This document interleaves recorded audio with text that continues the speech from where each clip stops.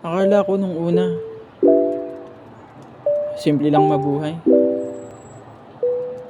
Kakain ka lang, matutulog ka lang, maglalaro, magtatrabaho. Pero hindi pala siya ganun. Habang tumatanda ka, unti-unting nagbabago ang pananaw mo sa buhay. Samantalang dati, makaligo lang ako sa ilog, makapaglaro ng habol-habulan pagkatapos ng eskwela. Masaya na ako. Pero ngayon,